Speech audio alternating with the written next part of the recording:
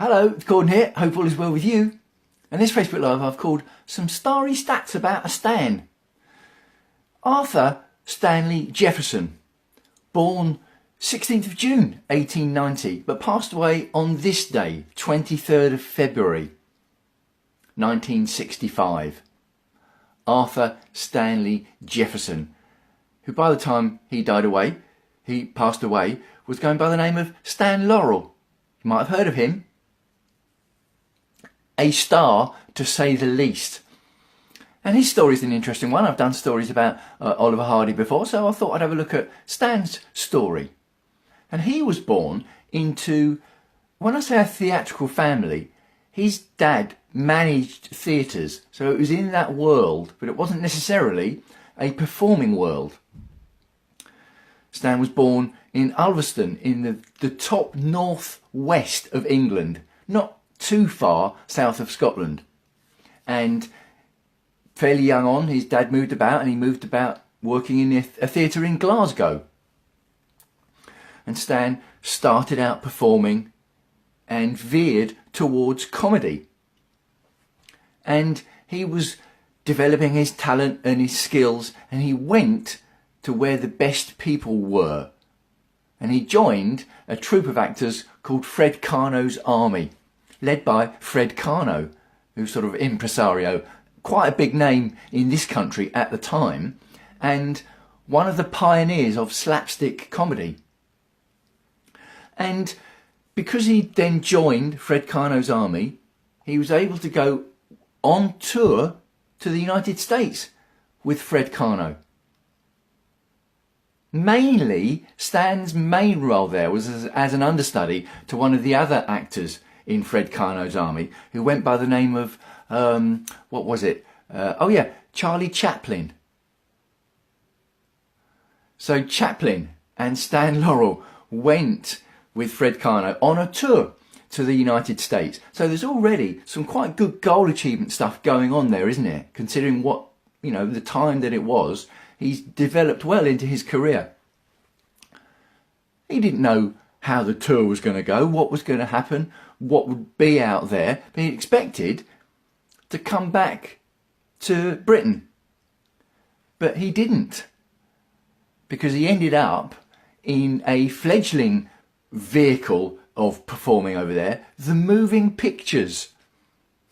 And he ended up being contracted to do, a short reeler here, a couple of little films there, working with various other actors, including one actor called Babe Hardy. And then Laurel decided to quit the sort of stage performing and go into the films. And he signed with Hal Roach. And again, mainly he was writing and directing. He would act every now and again, but it was mainly as a writer and director. And he acted in some of the films with various other actors, Oliver Hardy.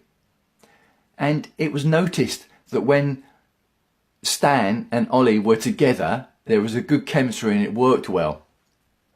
So Hal Roach decided to put them together as a partnership. And the rest, they say, is history. He had changed his name to Stan Laurel by then, of course. And it all happened quite quickly, so it's a real goal achievement story.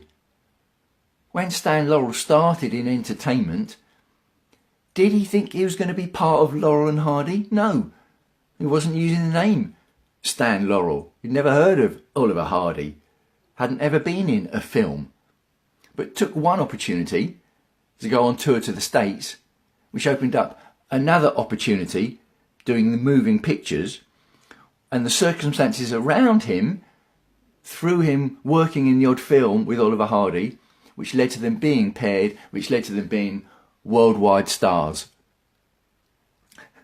And he made over 100 films, Stan Laurel, all told, throughout his career. And he officially retired when Oliver Hardy died in 1957. Stan Laurel then retired. He never worked again. He kept writing, but he never worked. And he died in 1965. And at his funeral, Buster Keaton said some words, and he said, Charlie Chaplin wasn't the funniest.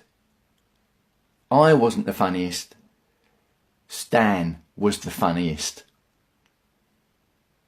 So Stan had fulfilled his dream of being an entertainer his whole life and doing well at it. Was he as more famous? Was Charlie Chaplin more famous? He probably was. Charlie Chaplin was a famous name throughout the whole world.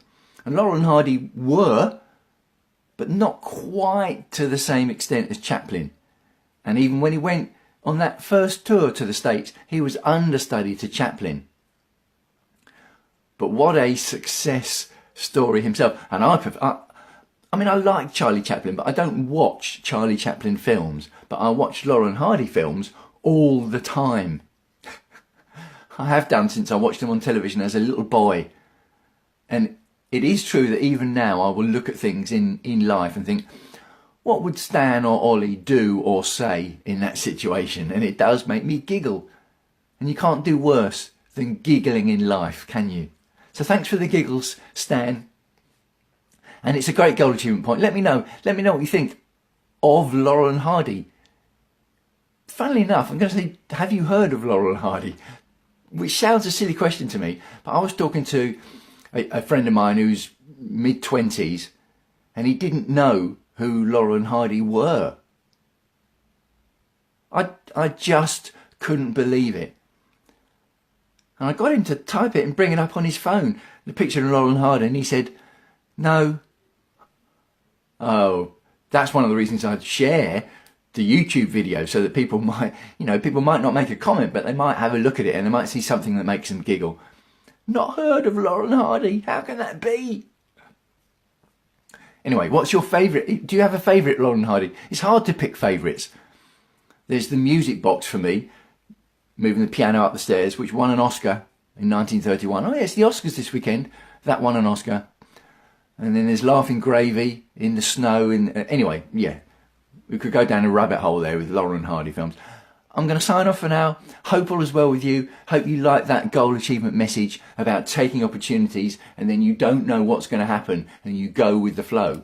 But you've created those change of circumstances by your own action. Wishing you as ever health and happiness. Hope all is well with you, and I will speak to you again next time.